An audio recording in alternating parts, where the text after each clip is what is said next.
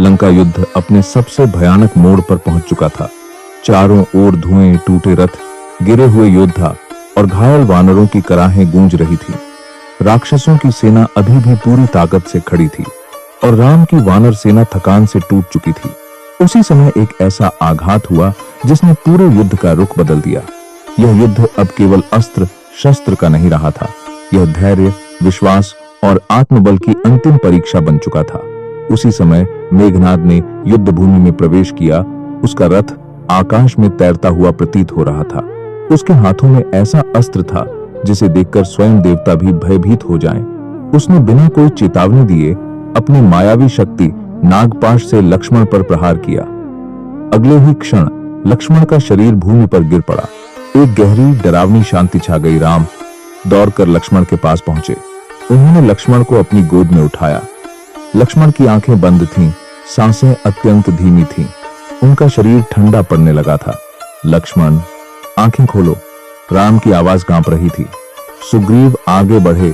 प्रभु, धैर्य रखिए। लेकिन राम की दृष्टि केवल लक्ष्मण पर थी। सुग्रीव ने सुझाव दिया कि अब इनको वैद्य सुषेण ही बचा सकते हैं। सुषेण, जो रावण के राजवैद्य थे, उनको लाने का जिम्मा मिला हनुमान को, और हनुमान ने वैद्य सुषेण को उनके घर सहित युद्ध भूमि उठा लाए। वैद्य सुषेण ने लक्ष्मण की नाड़ी देखी, आंखों की पुतलियां परखी और गहरी सांस ली और बोले कि अभी भी सब खत्म नहीं हुआ है। सुषेण ने बताया कि हिमालय के द्रोणागिरी पर्वत पर 4 विशेष औषधियां संजीवनी, विशल्यकरणी, संधानी, स्वर्णकरणी हैं।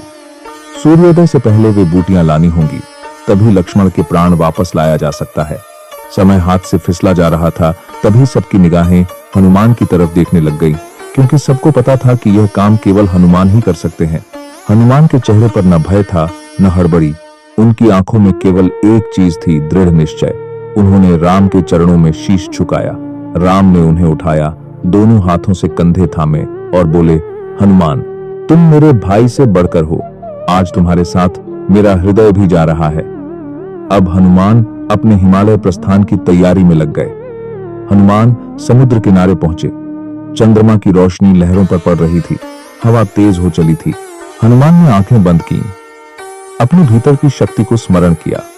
धरती कांपी, रेत उड़ने लगी और अगले ही क्षण हनुमान आकाश में थे। उनकी गति ऐसी थी मानो हवा भी पीछे छूट रही हो। नीचे समुद्र की लहरें बौनी लगने लगीं। ऊपर तारे रास्ता दिखा रहे थे। तभी इस बात की जानकारी रावण को मिल गई और उसने हनुमान को रोकने के लिए एक षड्यंत्र रचा और कालनेमी नामक असुर को इस कार्य का जिम्मा सौंपा, जिससे कि हनुमान को औषधि लाने में देर हो सके। रावण ने कालनेमी से कहा कि हनुमान को रोकने के लिए माया रचो, जिससे उनकी यात्रा में विघ्न उत्पन्न हो जाए। इस पर कालनेमी ने कहा कि रामदूत हनुमान को माया से मोहित कर पाने में कोई भी समर्थ नहीं हो पाया है। अगर वह ऐसा करता है तो निश्चित ही उनके हाथों मारा जाएगा। इस पर रावण ने कहा कि यदि तुम उनकी बात नहीं मानते हो तो फिर उसके ही हाथों मरना होगा। तब कालनेमी ने सोचा कि रावण के हाथों मरने से अच्छा है कि वह हनुमान के हाथों ही क्यों न मरे। उसने अपनी माया से हनुमान जी के रास्ते में एक सुंदर कुटिया और एक जलाशय का निर्माण किया और एक ऋषि का वेश धारण कर कुटिया में बैठ गया।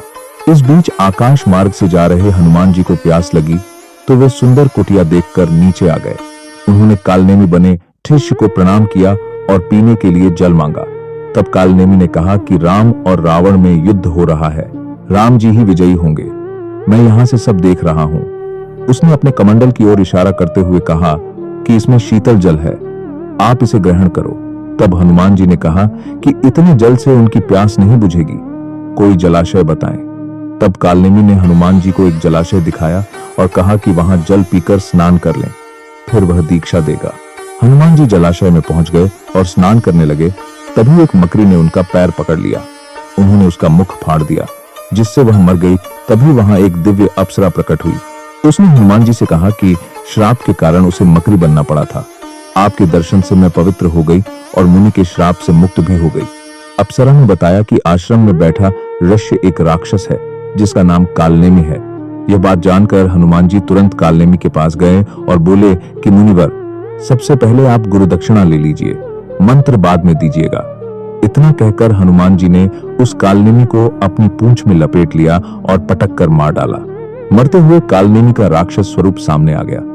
उसने मरते हुए राम का नाम लिया। राम नाम से उसका भी उद्धार हो गया। अब पुनः हनुमान हिमालय की तरफ तेजी से प्रस्थान कर गए और जब हिमालय के द्रोणगिरि पर्वत पहुंचे तो उनके सामने दुविधा उत्पन्न हो गई, क्योंकि हनुमान को संजीवनी बूटी की पहचान नहीं थी और चारों ओर हजारों जड़ी बूटियां थीं। संजीवनी बूटी पहचान पाने में असमर्थ होने के कारण हनुमान ने पूरा द्रोणगिरि पर्वत उठा ले जाने का निश्चय किया। हनुमान ने दोनों हाथों से पर्वत को पकड़ा। धरती गूंज उठी। बर्फ, पेड़, चट्टानें सब एक साथ उठने लगे। हनुमान द्रोणगिरि पर्वत को उठाकर पुनः आकाश में उड़ चले। यह कोई चमत्कार नहीं था, यह भक्ति की चरम सीमा थी। जैसे जैसे वे लंका के पास पहुंचे, रात ढलने लगी थी। वानर सेना ने आकाश में एक विशाल छाया देखी और चिल्ला उठे कि वह देखो, हनुमान लौट आए। हनुमान ने पर्वत को लक्ष्मण के पास रखा। सुषेण ने तुरंत संजीवनी बूटी निकाली, उसे पीसकर औषधि बनाई और लक्ष्मण के मुख में डाली। कुछ ही क्षणों में लक्ष्मण की उंगलियों में हलचल हुई, सांस गहरी हुई और लक्ष्मण वापस से जीवित हो उठे। पूरी वानर सेना के साथ साथ प्रभु राम की आंखों में खुशी से आंसू छलक पड़े। हनुमान दूर खड़े सिर झुकाए मुस्कुरा रहे थे। राम हनुमान के पास आए और बोले, तुमने आज केवल लक्ष्मण को नहीं, मेरे प्राणों को भी लौटा दिया। हनुमान ने हाथ जोड़ दिए और कहा, प्रभु, यह सब आपकी कृपा है। दास ने तो केवल आज्ञा का पालन किया, इस तरह लक्ष्मण को बचाया जा सका और हनुमान पुनः वापस आए।